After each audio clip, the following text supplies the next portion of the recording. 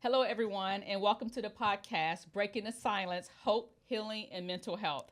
I am your host, Charmaine Respis, and I'm so glad you're joining us for this important conversation.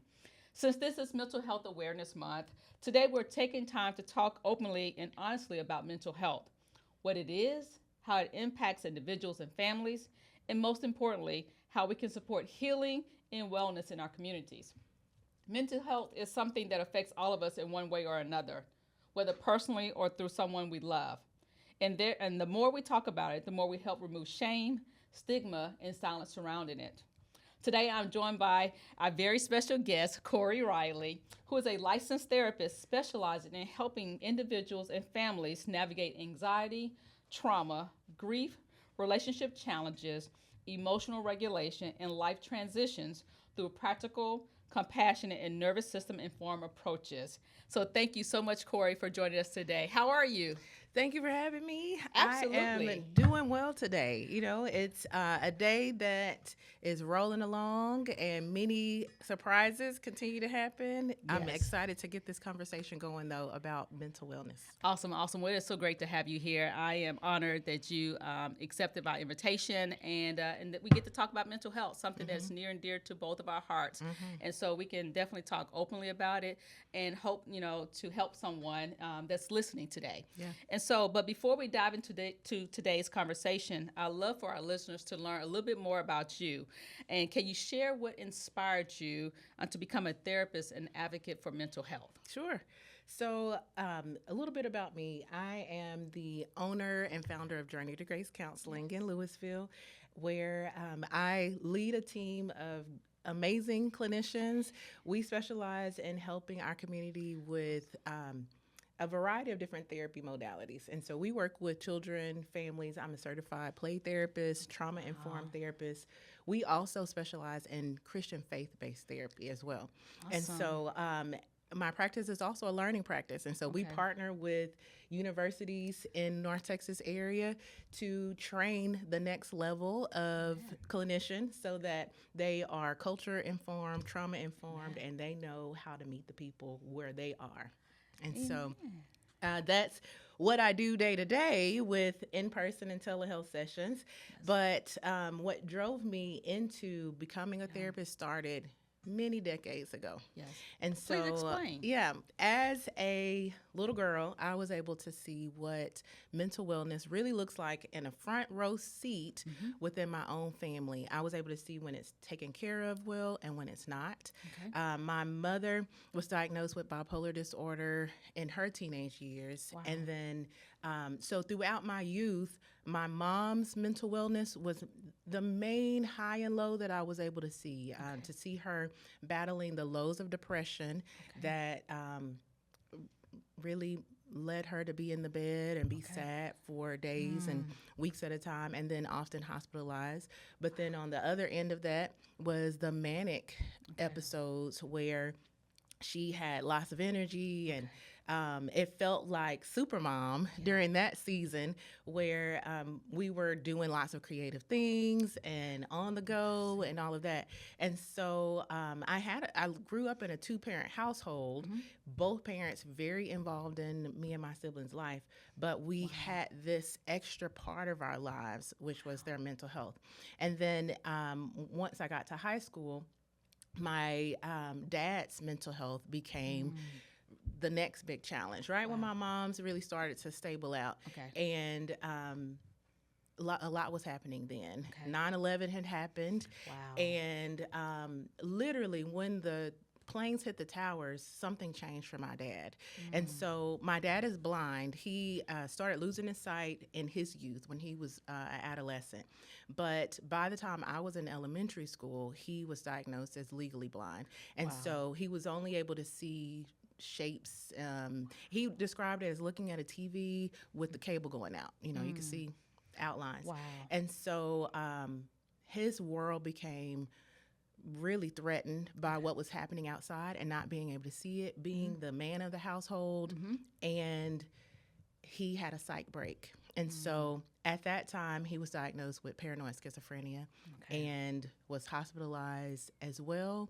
And from then on, it's been kind of like a balancing act of my siblings and I really just supporting their mental wellness and supporting ours. In my youth, I was in play therapy as well. Our parents put us in play therapy. As a dual support, they went back to college when we were all in elementary school.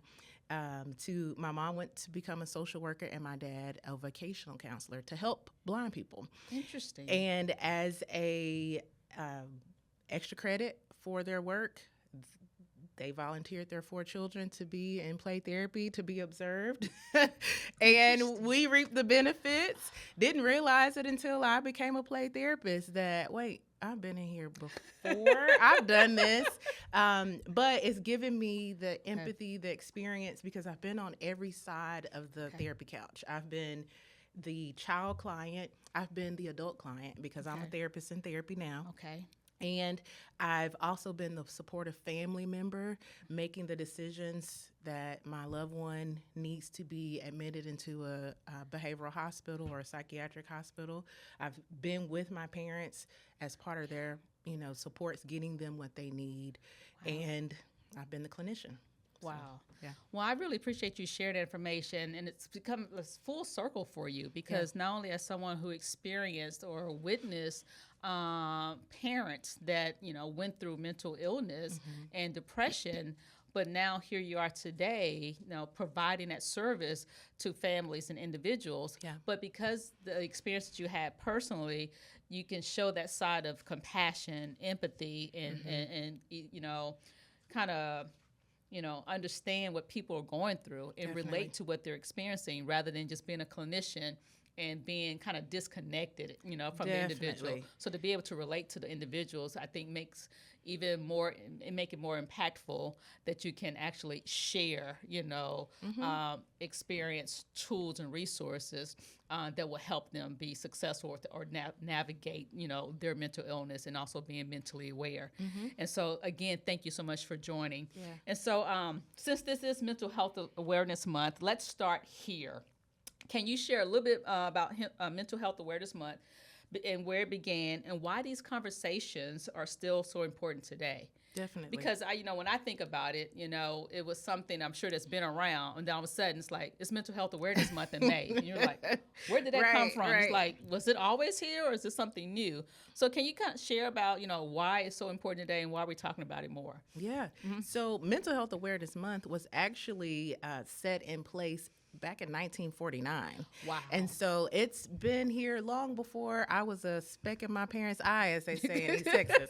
And so, but the purpose was to reduce the stigma, to get the conversation going, to raise awareness and education, and let people know that it's okay to not be okay. Okay. And it's okay to talk to someone. It's okay to talk about it. It's also important for people to understand what mental wellness is. Okay. It's not a extreme. There is, if you will, a spectrum to mental wellness. And when you're in crisis, when you need maintenance, and when you're somewhere in between. That's good. That's good. That's good. I appreciate that because I think being aware of your mental health is really key in today's society as we navigate life. And as the young people always say, life be lifing. Oh, man. And so life be lifing. And so no matter where you are in life, it's making sure that you are aware of your mental health. And for me, I'm learning how to set boundaries and, put boundaries in place to protect my peace and my mental health and learning to say, hey, no, and then no also is a complete sentence. And then sometimes being selfish, I call it self-preservation. Okay, thank you. It's not really selfish when you are realizing that your cup is running low, when you're realizing that your battery is just about out, when you're realizing you said too much or said yes too often or whatever. It's self-preservation because you'll eventually run out, and then what do you have left? Exactly. You can't be good to the people you care about when you are on E. So the new word is self-preservation. It's not selfishness. It's self-preservation. Excellent word. I appreciate that. Yes. So, but that's powerful because I think many people are realizing that mental health impacts more people than we sometimes acknowledge, and again, as we talk about mental health and trying to bring awareness, that stigma is still there. That shame is still there. We're still covering up. We're still pretending all those things. But But we're living in a time where people are carrying so much. Yeah. They're carrying so much grief, stress, financial pressure, loss of loved ones, social media. That's a whole nother, It really is. It's just a whole nother, whatever you want to call it. It's just put over in its own category. So much, that we're dealing with is balancing all of it. And so how do we see, how are you seeing life impact the mental and emotional health of individuals and families today? How are you seeing that? When I mentioned all of these things that are happening, and no two people are the same. So I can be experiencing this here, and you can be experiencing that. So how do we, as see that mental and emotional health, impact the individual? Well, it's an interesting situation to be in right now. Even though, as you said, life has been lifing. That part's not new, but what we are experiencing and how it's impacting us, that is new. It's hitting us in a more persistent and nonstop way than ever before. If we go grab social media and bring it back over here for a second, that's why, that's one of the main culprits of why we are so overwhelmed, because we're overstimulated. We can't turn the stressors off the way that we used to. Now, as I may have shared, I'm a small town country girl. You can hear it in my dialect. Can't turn it off. I can only turn it down. And with I just that heard it just a little bit. listen, only down. That's all I got. But what growing up for me was I was able to go outside and, run around in the woods, literally, climbing trees and tapping through the streams and stuff, and just really being able to take my life outside and enjoy it as a kid. But then something happened. One, faces started to be on milk cartons during my childhood, and that scared the parents of that generation. Wait, you're telling me that my child could get, taken, or that there's dangers out there? And so then we started bringing our children inside, and then that's when TV became more prevalent as the sitter. And then you add technology into that. And even before social media, when it was just, you can watch videos and things on your phone, it seemed like entertainment, but then it became actually how the children and the youth and even the adults started to see themselves. And so we were comparing ourselves before to magazines and to the, 5 or 6 channels that, your shows came on, and that was it. But now it is just information overload, and there's this sense of comparison that has increased in ways that really we haven't evolved with. And so as a result of that, we have the overstimulation, we have increased stress. Children are stressed younger than they ever were. Literally, research and statistics show that children are being diagnosed with greater levels of anxiety and fear and worry at really young ages, where, in our youth, that wasn't the case. And so parents would also need to be evolving to manage that. But the parents stressed out too. Exactly. Absolutely. And so that's the challenge, is trying to find out how to function in a stressed out society. That's interesting. And you said something about overstimulation. I remember as a child growing up where all the TV shows went off at midnight. You get the colored lines. That silent noise. Like, you're like, I guess it's time to go to bed. Everything was shut off. And then, as you said, you only had limited stations that you could watch. And if you could afford HBO. We had the dial TV. We had to get up and change the station. Or when we could afford HBO, we had the little, it was like a little box that you could just kind of slide a scale. But it stopped after you got to the end. But now you have, as you said, you have social media. Everyone has a cell phone. Everyone has an iPad or tablets, kids. And so, as you mentioned, we're overstimulated. And so if we don't know how to set boundaries, it can impact our mental health. And so I really do appreciate that. So even for me, it's learning to set those boundaries in place so that I don't become overstimulated, but also being aware when I am, and then say, okay, then I need to set a boundary here. And that's important. Having that personal awareness, it takes intentionality. And when you are one that feels like, well, I have to push through, I just got to get it done. Mm-hmm. Or maybe your circumstances are requiring that of you. I have to Yeah. push through. I have to get it done. I have to keep going. Well, when do you not? And you're not. Come When on. do you check into yourself and decide, you know what, I need to take a break, or I need to turn that down. I need to turn it off. I need to ask for help. Mm-hmm. I need to tell someone that I'm, just barely getting by right now. And that's okay. And that's okay. That's Yeah. okay. Amen. Amen. So, what are some signs that people should pay attention to that may indicate someone is struggling mentally or even emotionally? What are some signs that we, as loved ones, as friends, as co-workers, as acquaintances, as family members, be aware of? What are those signs we should be looking for? Yeah, so it really depends on the person. Your bandwidth is different from my bandwidth, right? And so really being able to know what your baseline looks like is important. And as a child therapist, my responses are always going to be holistic. Okay. Like I talk throughout the lifespan of if it's your child, this is what it may look like. If you're in your middle stage of life or in your elder stage of life, this is what it looks like. Okay. And so when it comes to that baseline, are you a person who is just naturally go with the flow? Okay. Are you a person that needs more, stability and consistency? So just knowing that about yourself, starting there. And then are things changing? Okay. Has life become harder to deal with? Okay. Are you more withdrawn, more isolated? Do you find yourself being more irritable than you usually are? Okay. Are you wanting to spend time by yourself instead of with the people that you care about or care about you? And then also, do you find that maybe the things that you used to enjoy aren't enjoyable anymore? Okay. That can be the food, I used to not like crunchy things, but after a stressful day full of stressful sessions, you'll find me driving and I'm popping some popcorn and I'm crunching because I need that stimulation.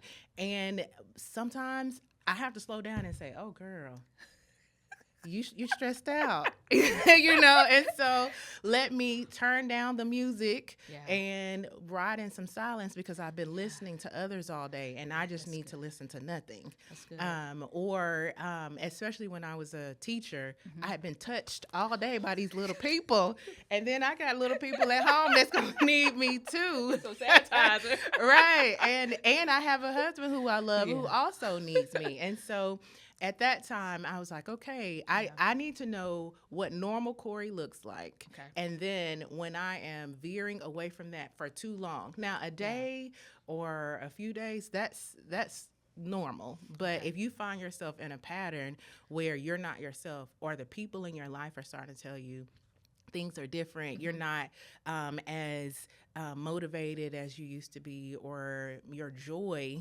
level has been depleted, or maybe it's gone all the way, then it's time to start to have that conversation. But again, there's a spectrum to this because feeling overwhelmed momentarily is one thing. When you feel hopeless, it's another. That's totally different. Okay. When you are feeling disappointed, that's one thing. You're feeling desperation, that's another. And so really being able to understand what is going on and then what is it connected to? Does it make sense? Okay. And so if you just lost a loved one or just, had a life transition, it's probably going to make sense that you're sad for a little bit of time. Okay. And are you baseline just staying sad, or are you able to lift yourself up and kind of keep pushing? But if you're staying down here, it's probably time to talk to someone. Also, if you find yourself just feeling as if there's looming gloom everywhere around and there is sun shining, but you can't see it. You can't see it. Then it's likely time to talk to someone about depression or anxiety. Okay. And those are some of the general diagnoses that many of us, at some phase of your life, you're going to experience it. In fact, all of us will grieve. Yes. All of us will feel anxious and worried. All of us will have a moment of depression. Yeah. How long will it last is what's important.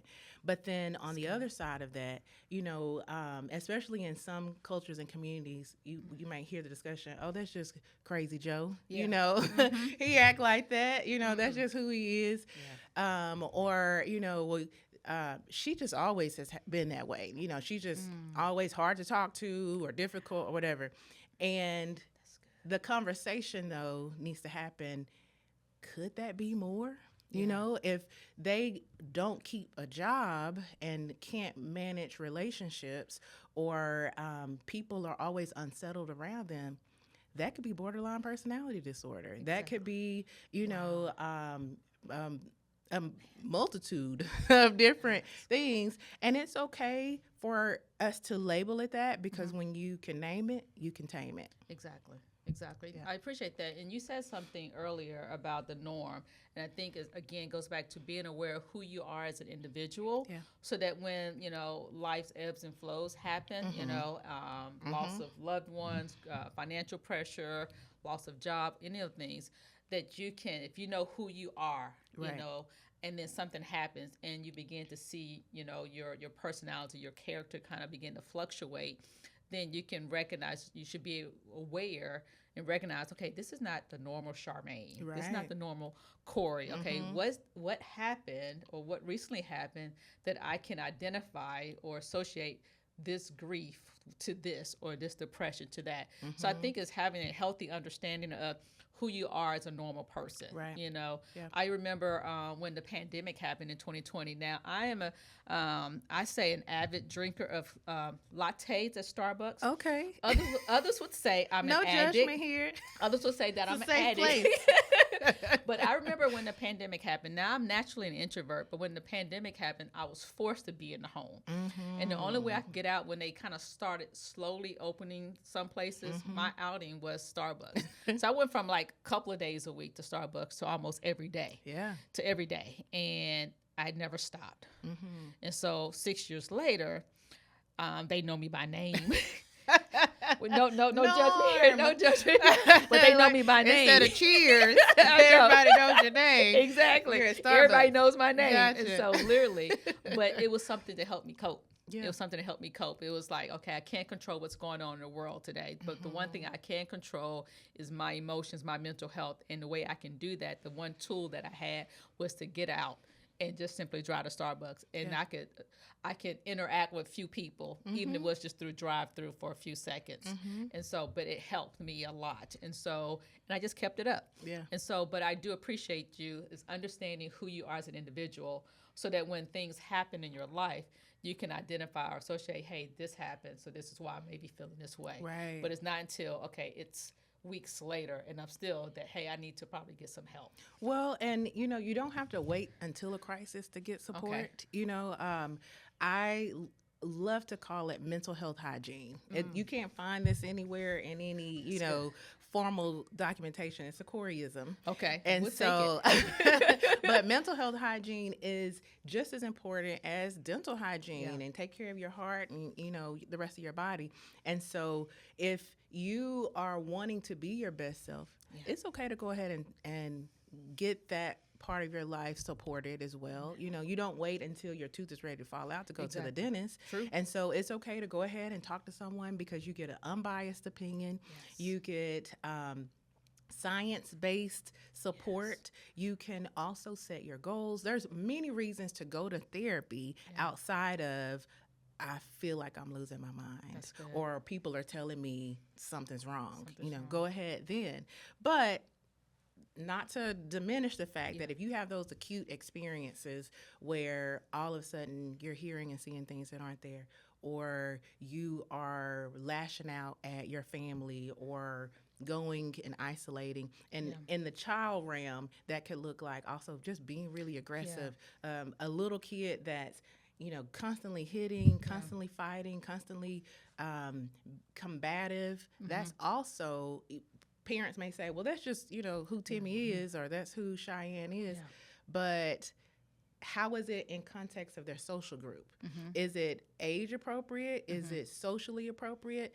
And if the answer is, well, not completely, then let's do something about that too. Okay, that's good. I do think it's important, because sometimes people assume that someone has to completely fall apart. please don't wait till then. You know, like with your car. Yeah. Don't wait until the wheel fall off Now, before you know, get. I'm gonna get all that tread in. Listen, I I want to know. get my money's worth. You know. Me too. But then you find yourself on the side of the highway pushing that thing down the road because I waited too long. Right, when you could have listened to that thump or just have scheduled maintenance set up. No, and I appreciate that because, as you said, again, it's not to wait until it's a crisis, you know. But again, it's like having that hygiene, you know, checking in, hey, doing those mental check-ins. It's a gift. Whatever. I love my therapist. Yeah. Listen, it's a gift that I give to myself so that I can be my best self, so that I don't have to take my trauma to my children, so I don't have to take my stress to my husband, so I don't have to take my private thoughts and work it out with my friends. Yeah. You know, I can actually go to this professional and they can help me in all these aspects of my life and all the different seasons too. And I like to call it too a Cinderella shoe fit. Okay. That you find that right therapist that your foot slides into. Key. And it's okay to, go around and try different therapists out. I definitely interviewed several therapists before I found mine that I've had for several years. Yes. And there's questions about that too, like what questions do I ask and how do I find therapists and stuff, and we can get into that a little bit. No, I appreciate that because it is key, and if you're looking to maintain that mental health hygiene and finding the right fit, as I tell people all the time, representation matters. Yes, it is. And so whether it's ethnicity, whether it's gender, age, all of those things, is to make sure it's a good fit. Right. And it's okay, women, we're gonna try on multiple shoes before we buy and multiple jeans before we buy. We're gonna do all the things. The snug has to fit. It has to fit just right. So, but what's more important, not just looking at the physical aspect of it, but really the internal, the spiritual, the emotional aspect. And so, we want to look good on the outside, but what's most important is what's on the inside. Not only our spiritual health, but our mental and emotional health. So, I really appreciate that and sharing information that not to wait until it's a crisis. But to, hey, let's check in, let's check in and find someone. I want to kind of, as we understand mental illness, for listeners who may not fully understand it, can you explain what types of conditions fall under mental illness? Yeah. So mental illness is very broad, just that term in itself. And so it really encompasses your emotional and your psychological overall wellness. And so how am I feeling? What's my mood like? And its stability or instability. Yeah. And then also my thoughts, there's the saying, you are what you eat, you are what you think. Amen. As well. Absolutely. And so are my thoughts more going down the negative flow all the time? And there's an extreme to toxic positivity too. Am I just thinking that rose-colored glasses and everything's, just hunky-dory all the time? Or can I, settle in reality and know, oh goodness, this really sucks, but it won't last forever. So having that. So overall, mental wellness is that in a nutshell, being able to manage your emotional and your psychological or your thoughts, and making sure that it's in a healthy place. So some common diagnoses that you may find in the adult realm, so if we're looking like in our 20s and up, would be anxiety, depression, adjustment disorder is very common, and that's just really just means that you are at a transition in your life where things are hard and you're having difficulty adjusting to it. There's been a lot of changes, some ups and downs, and you need some support in that. Other diagnoses that are common are OCD, obsessive compulsive disorder. ADHD is one that is more acceptable now. Being able to say, hey, I'm struggling to focus, or I'm hyper focused and I'm not able to get things done. So ADHD or attention deficit disorder and bipolar disorder, eating disorders are very common, and one of the areas that get the least conversation because depending on, the ideology of the person, well, but at least I'm thinner, Yeah. or I'm not overeating, Yeah. or whatever, but you have an unhealthy relationship with food. Okay. And so substance use disorders is also very common. People will say, well, this is just how I like to end my day, with this glass of wine. Yeah. But you're ending your day with 5 glasses of wine. Was it that stressful? Right. Maybe let's talk about it instead of drink it down. Or, another big thing that is happening with our youth is vaping and using CBD and all different type of things to be able to numb out the feelings and to lower that overstimulation that we were talking about. And addictions also, video gaming is another form of addiction that if it's pulling you from your world, it's breaking you from your reality, disengaging you from what's happening in the world in a level that you feel like you can't get a hold of, then it's become in that realm of likely a mental illness. Wow. Yeah. Wow. That's a lot. And that's just a slice. Yeah. We have what's called the DSM, the Diagnostic Standard Manual, that is about this big, that has all the diagnoses. So we fall in there somewhere. We do really. We all have something. And in fact, I was just mentioning that with a client today, who it can be kind of like a horoscope. If you want to find yourself in it, you'll find yourself in the word somewhere. Like, oh, that's me. Right, that's me. right. But is it true? Yeah. And what are you going to do with this diagnosis? Yeah. Does it empower you to make a decision to live better? Like I said, for many of us, if you can name it, you can tame it. Yeah. And so being able to get that diagnosis of bipolar disorder, that explains why this is like this in my life and this is like this in my life. And so now I can make these adjustments because I know that there's a pattern. I know these things stress me out. Or if that diagnosis creates paralysis where you are paralyzed by this information, dang. So now I'm going to always have this issue, especially those chronic mental health diagnoses that there are no, firm cure to it. For some, that can be very heartbreaking, and just to believe, well, what's the point? Yeah, and that's also the path that takes some individuals down, suicidal ideation and self-harm, because I can manage it on my own. But your way of managing is not healthy. It's not healthy. Yeah. Not healthy. That's good. That's good. I really appreciate that. When I look back personally, I had an uncle who was highly intelligent, and at the time in the 80s, he had a nervous breakdown, which is what they called it then. And he was later on diagnosed as having schizophrenia. And I remember, having, lived with my grandmother at the time. He lived with her as well. And to see him struggle with it and do self-harm. And he would never, harm anyone else. He would just harm himself. And it was so sad to see someone who was highly intelligent then be impacted by schizophrenia and become paralyzed and unable to do anything for himself. And it was just heartbreaking. And when my grandmother passed away, because she was his caretaker, he passed away a few years after her. And he pretty much overdosed on Benadryl because he was self-medicating, trying to numb the pain of having lost his mother, who was his only caregiver, who understood the pain that he was experiencing and what he was going through. And so it was heartbreaking to see that, but just seeing it personally, witnessing it, and just like, wow, the level of emotions that he had to carry, and that he, having looked back on his life and say, hey, this is how I was, and now here I am today.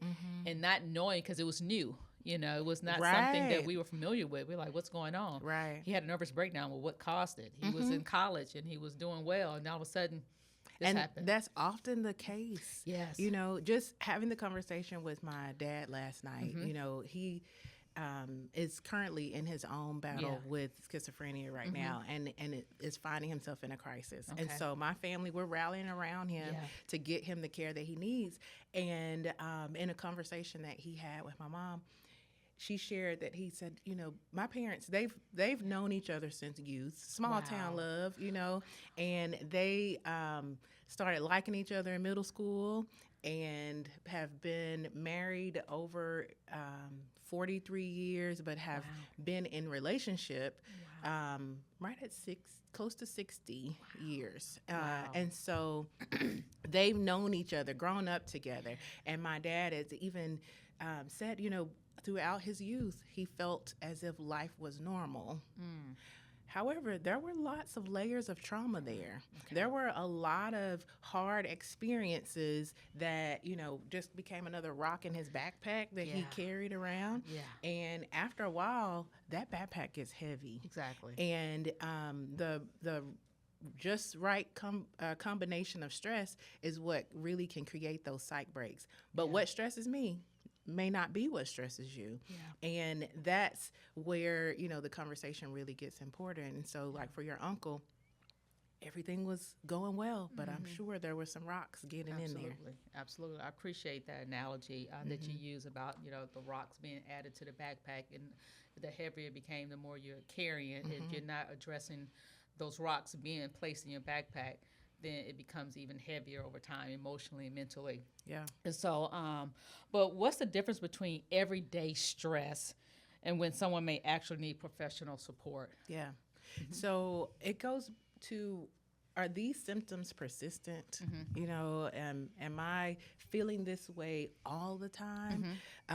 Is it impacting my daily functioning? Am I just not able to pull myself out of the bed? Okay. Or maybe I'm not able to go to sleep. I'm just up looking at the night pass and the day come, and I've blinked 3 times because I have insomnia. Yeah. Do you feel hopeless and overwhelmed? And so that's where, again, that spectrum really comes in, of knowing your baseline, knowing that this is big for me and it's impactful to me. There's this saying about the size of the trauma, little T trauma versus big trauma. Yeah. Trauma is trauma, and it registers, and the body's going to hold it, and it's not going to let it go until you teach it to let it go, until you give it healthy ways of processing it. And so when you're just stressed out, you're able to manage it. You're able to let that person, cut you off on the freeway. They may, do something colorful in their car. You may or may not do something colorful back in your car. Not colorful. I like that. But then you eventually move on and you're okay with the rest of your day. Then that's probably just a stressful moment. Okay. But if you find yourself, I got to go get that person, and I'm pushing the gas, and you're weaving through because I got to let them know I'm mad and the level of my mad. And I'm about to be very colorful. Right. Listen, I'm peacock colorful at this point. Then, okay, you might have a problem with anger. And so that's what, it's important too, to listen to the people in your life that know you well. Yeah. Trust what they're saying because they care about you. Okay. If you don't have any people like that can, pull your coattail and say, hey, something's going on, then that can also be a challenge. Maybe there's some relationship dynamics or how you handle your social interactions that can also be a challenge. Doesn't mean that you have, it may not be to the level of social anxiety, or maybe it is. Both of those can be things that you can talk about. And so that's why I say you don't have to necessarily have a diagnosis to go to therapy. You don't have to have paralytic social anxiety to go there. Maybe you just realize, I don't have any friends that I really can be myself with. And when I look at the common denominator, it's me. It's you. And that's so, it's just important to know you can get help in all those aspects of your life. That's good. That's good. I remember it was a few years ago. I was diagnosed with seasonal depression, especially as an adult. And I remember during the winter season, I would go from being just happy-go-lucky in the spring and summertime and some in the fall. But once winter kind of hit, and then we had shorter hours, shorter day in our day, that I would get really like sad, depressed. That's And the name of the diagnosis it's now. a seasonal It's depression. sad. Oh, Yeah, see, seasonal okay. affect depression. Okay. SAD. Oh, It's a real thing. well, there you go. There you go. And so, but I remember, especially when it would rain outside, I just felt like, oh, life is just over. I'm just hopeless. And it wasn't until one day, probably years after that, the Lord was like, it's just raining, Charmaine. Yeah. And I was like, oh, yeah, it's just raining.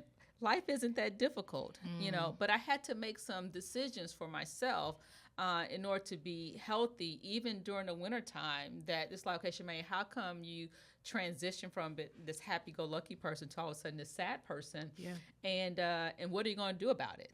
And one of the things that came to mind, I was pulling up scripture here, is Philippians chapter 4. And Paul says, finally, brothers, whatever is true, whatever is honorable, whatever is just, whatever is pure, whatever is lovely, whatever is commendable, if there's any excellence, if there's anything worthy of praise, think about these things. And I had to look at that scripture and finally make a decision. Charmaine, you can choose, as you said, about, you are what you eat, you are what you think.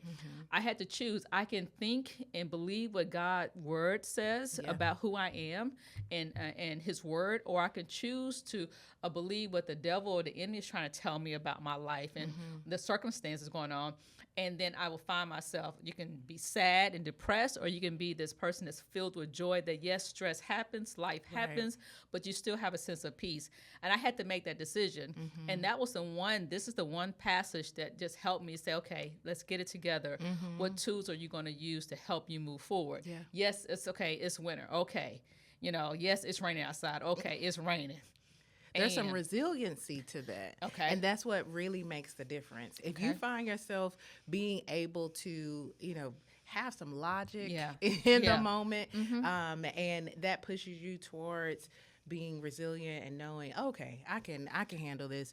I also heard you say that you realize a pattern over time. And so knowing who you are and then seeing, oh my goodness, every time there's this weather adjustment, every time the daylight starts to change, every time the weather is inconsistent for too long, so is my mood. Exactly.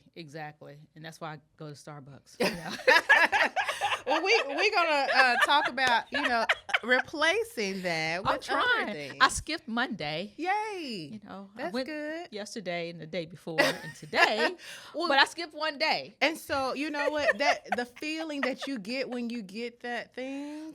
That whatever that thing is, everybody has their thing. Mine is the crunchy. Okay. Crunchy salt, all of that. Yours is a caffeine. And everybody has it. Just being able to decide, does it have me or do I have it? Number one. Okay. It has me. Okay. And so if you miss your day or if you can't get it, does your world fall apart? No. Are you getting migraines? Are you, not able to cope? Because then we need to talk. Yeah. It's interesting you say that because we did 2 mission trips a couple of years ago and there was no Starbucks nearby. And I was like, okay, Lord. I was like, it is what it is. You're going to have to do without. Yeah. And you're going to have to, and when I got back to the States, and God did it. Amen. And when I got back to the States, I went. At the airport. But I realized I could do, I was like, where's Starbucks? But I realized I could do it. And so as we kind of wrap it up a little bit, I want to just ask you about resources and support for families that are listening, who may feel overwhelmed or unsure where to begin. What resources are available in schools, in communities to support mental health? What does that look like for that person that's listening and looking for a resource? Yeah. Well, it depends on where you are. If you are in an urban environment or a rural environment, then your resources are going to look a little different. But with COVID and with technology, the marrying of that really helped with being able to bridge your connection to resources in a greater way than beforehand. And so now that we have telehealth services, then your support is right here. This can be your helper, or Yeah. it can, be your demise. And so Exactly. you choose what you want to do with it. Yes. But your therapist can fit in this phone these days, Praise know. the Lord. And so that's a good thing about it. Hey, Dr. Cooper, I know. in my phone, right? But in the school environment, you have your school counselors Okay. who are either certified school counselors or licensed professional counselors in Okay. school settings too. There's Okay. social workers in the school settings. We have behavioral interventionalists, diagnosticians that Okay. are able to do the diagnosing and being able to help to identify what the challenge is. Okay. We also have school psychologists, certified and licensed school psychologists that are Okay. all in that environment, and the teachers as well. Our teachers are wonderful, and they are on the front lines of what's going on with our babies when they're not with us. And so being able to trust that the teacher, what he or she is saying about what's going on with your child is true, and then taking that to the next step, asking for time with the school counselor, participating in like lunch bunch or check-ins with the counselor, or being able to have small groups. And in some school environments, there's actual therapy that's going on in there as well. There's licensed school play therapists as well. Wow. And so in the community, there is an even more robust, menu of options that you can look for.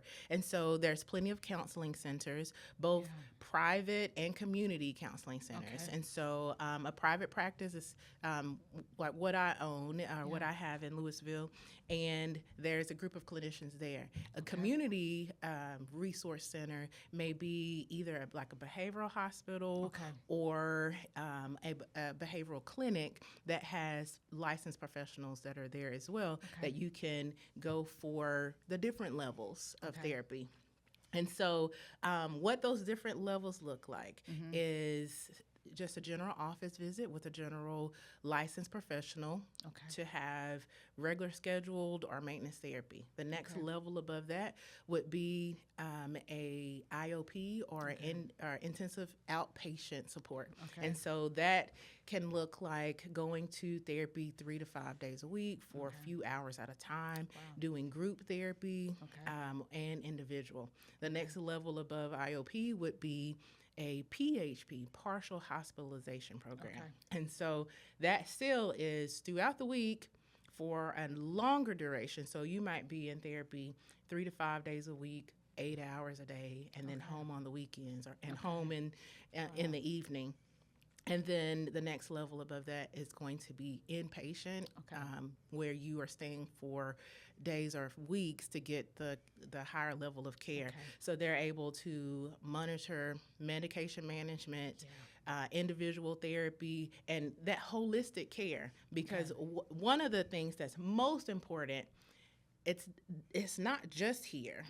It's every part of you. It's how much you sleep, how active you are, getting outside and getting that fresh sunlight and that air. We're plants, right? We need sun, water, and good soil, which is the food and the environment. We need all those things to have a holistic, healthy life. Also, there are support groups. You can either have a licensed professional-led support group, or even in community centers in your local churches, there are professionals or people that have just been trained to support in particular areas, like the grief groups, grief share, AA meetings, all of that can be found in community. And then we have the crisis hotlines that you can call. 911 is for medical, 988 is for mental health. And so on any device, whether it is locked or not, you can type in 988 and get support. And they will work to connect you with the level of care that you need. And then knowing also there's parenting support groups. There are, in past summers, I've done support groups for teachers, for educators. As a former educator, I know that by by April, I was like, where's the window for me to crawl out of? And so that was something that, I felt led to create, was a safe space for teachers to be able to come talk about that school year and get themselves in a good, healthy place to be ready for the next school year. So just like, you remember the iPhone commercial at the beginning, there's an app for that. Mm-hmm. There's a therapy for that. There is support for that. Whatever your that is, find a community that can support you, or find that professional, that individual. There's also, if going down the track of working with a licensed professional is not where you want to start, speaking with a life coach, I would encourage you to make sure you get someone that's a certified life coach. Because everybody can be a life coach. Everybody can say, I'm skilled at whatever this thing is because I live. I know. I know. No shade to the people. No shade. No shade. However, it's just really important to get the level that you need. If I have something going on internally, I want to make sure the professional that I'm seeking can truly help licensed me. And, right. And certified, and all of those things. Yeah, not just wearing a pretty necklace, but instead, has the backing to go with what they're trying to teach you. Absolutely. No, I appreciate that. because I think it's really important that the people know that there are resources out there and available. We just have to tap into it and do our research, or find someone that is licensed, or someone that, hey, I know someone that knows a licensed therapist, or someone that can get you the help that you need. So I really appreciate that. And Google's a thing. You can find what you need to find on Google. There's not really reasons to not get connected to the help, because you can type in, I'm feeling this way, I live in this area, I want to talk to someone in person, and you're going to get a list of providers that are going to come. And that's where that Cinderella shoe fit comes in. Call around. Don't get discouraged because they don't accept your insurance, or don't get discouraged because they're not just right. Keep looking, or try them out, because the first few sessions may not be exactly what you need. But trust the process. Amen. Trust the process. Get the help. And we can Google everything else. We can Google some help. AI will tell you too. I've had clients say that ChatGPT brought them to me. Look, I talked to Mr. Chat, Miss Claudia, all of the above, Claude, all of the above. Right. Like, how you doing? I need some help. Help me with this. And so, so use the resources. But don't use AI as your therapist. Oh, no, by no means. I've heard stories about that. So please do not use Mr. Chat as your therapist. But let Mr. Chat, Mrs. Chat help you connect to your right fit. Absolutely. I appreciate that, because we have to keep in mind that it is a computer that you're talking to, and not an actual person that can provide you the help and actually keep you in reality of what's really going on. So I do appreciate that. As again, protecting our mental health, what are some practical things people can do daily to take care of their mental health? So as we kind of come to in Mental Health Awareness Month, is not just 31 days. It's not. It's 365 days a year. Is. And so what are some practical things that we can do to kind of protect our mental health? Can you share on that a little bit? So as mentioned before, we are plants. Just what you would want to give to a plant to help it to grow, whether you have a green thumb or a brown thumb. You still need good sunlight. You need to get outside. As the young people say, go touch some grass. Let that grass touch you. Exactly. Community engagement, engaging with other people, having conversations with real people that have a real heartbeat, that you can see their eyes, you can see their expressions, they can see yours. Being making sure that you're eating well, because what you eat impacts how you feel. It really does. And so if you are one that are getting a lot of fast food and quick things, then it's going to start to weigh you down, and you're going to start to feel bad as well. True. Also, making sure that your boundaries are appropriate. So what you're saying yes to serves you well. What you're saying no to serves you well. And that there is some reasonability to that. Like, you're being reasonable with your yeses and your nos. Also making sure that you offer yourself the grace and patience that you may give others. You know, so I like to say all the time, you can either be a mirror or a window, and so that mirror is where you are doing what you see the other person do. Whether if their mood is good, then your mood is good. If their mood is that bad, your mood is bad. A window can it just passes through, and so you want to, in some situations, if you need that leg up, that support, then surround yourself with people that are in a good place, that empower you and encourage you. They're taking care of themselves, and it inspires you to take care of yourself. Exactly. That's where that mirror is going to be really important. Okay. But then when you're by yourself, be the window that can still control what's going on within themselves, that can say, you know, these are the things that I like to do, and I don't have to go with the crowd to do that. Like if I enjoy salsa dancing and I don't have a partner to do it, well, let me just go and still enjoy myself and find someone there. So being able to decide what fills your cup and what doesn't, what makes you feel good and what doesn't. Your sleep is important. Being able to get a good, well-rounded rest is really one of the most important parts of managing your mental health. You need that reset time. Your mind needs to wind down.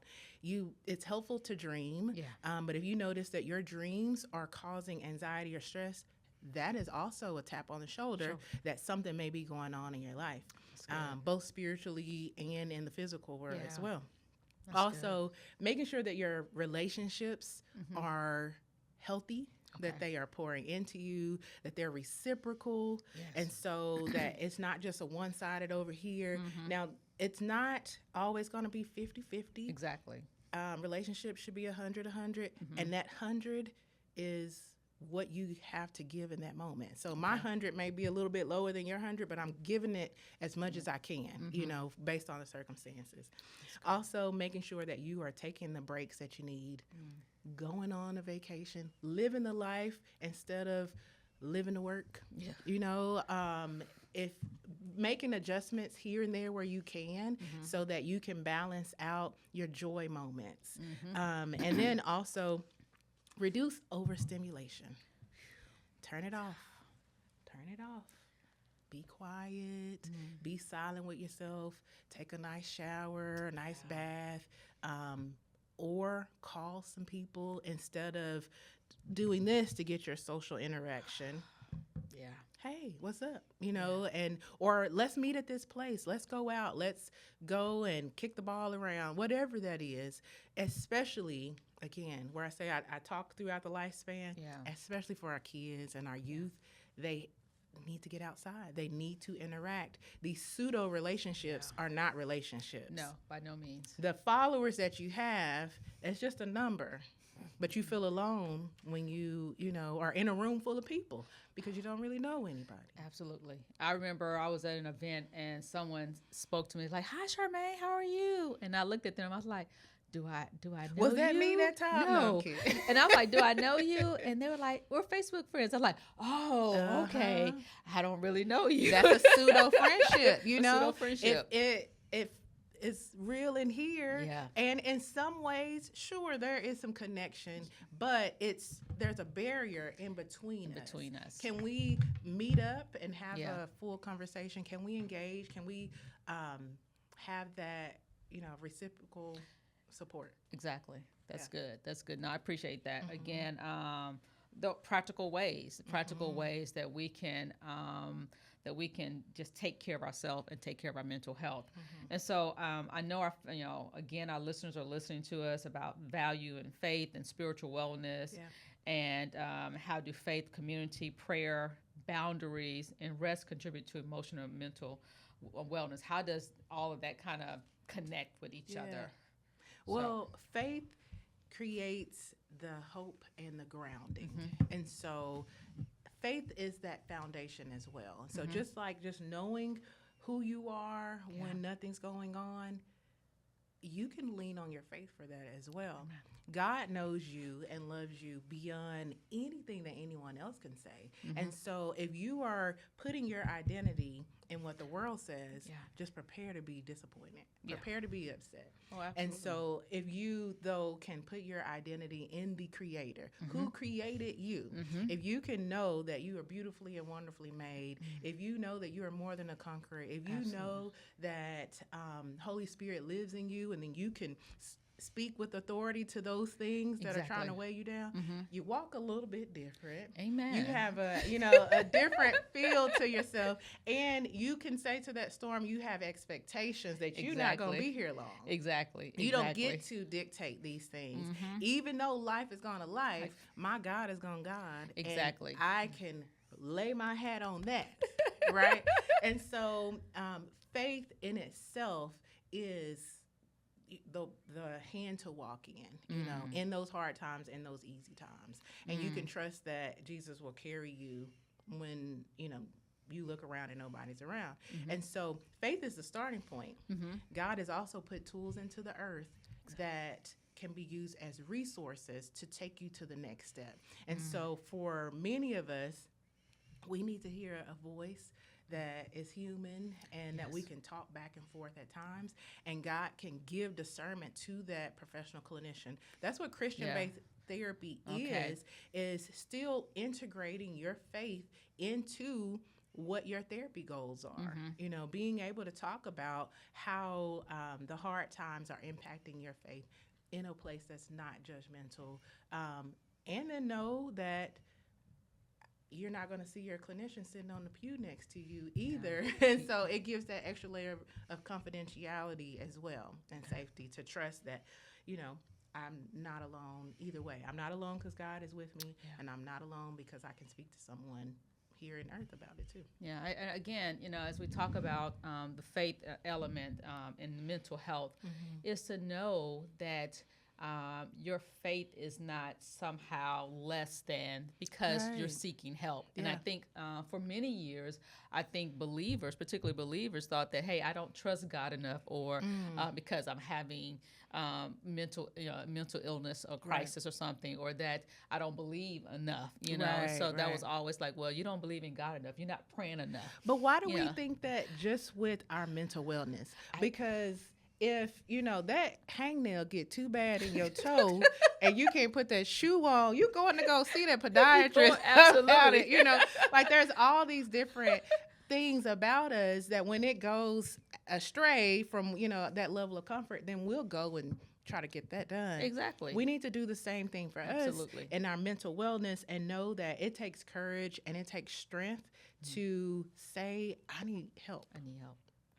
And our, you know, our church leaders, our pastors, and all of our leaders within the community can take us to a particular level, you know, within your within their license as a pastor and in their theological teaching. And we can partner with the professionals as well to make sure that your spiritual walk is good and that your emotional wellness is good. It doesn't have to be one or the other. It doesn't mean that you don't trust God when you are asking for. You can marry the two together. You can marry the two together, and so which makes it even better. So again, thank you so much. This has been not only enlightening, it's been encouraging. It's been such a blessing to learn so much, you know, just in this short time together as we talk about Mental Health Awareness Month. And I hope this will not be the last time we talk about it, because I know it's a lot more to talk about. So again, thank you so much. I appreciate your just your wisdom, your expertise, and just your heart and your love for mental health and being an advocate for it. And so as we close, what is your final words of encouragement that you would give someone who may be silently struggling right now? What would you say to that person who's listening, you know, to encourage them? Yeah. I would hope that in this conversation that it wasn't Corey that you heard, but it was those thoughts that needed to be validated, that you felt heard and seen, and that this conversation really touched on something that you were wondering about and needing a little bit of direction in. That tap on the shoulder where it's like, did she look through my window. How does she know these things? I don't know, but you know that it's okay to not be okay. That it's okay to talk to someone, that there is strength in your weakness. God says that in your weakness, He is made strong. You can find that strength in a variety of ways, through prayer, through support, through talking to someone, through medication management, through being able to mix all of that together, just like the stools that we're sitting on. There's multi legs to the support that holds you up. And so there's hope and there's healing available. It's okay to say yes. Amen. Well, Corey, thank you so much Thank again you. for your wisdom and just joining us today on this podcast. And to everyone listening, you remember that taking care of your mental health is not a weakness, it's necessary. It is. There is help, there is hope, and you do not have to walk through it alone. So again, thank you for tuning in, and we'll see you next time. Take care. Bye-bye.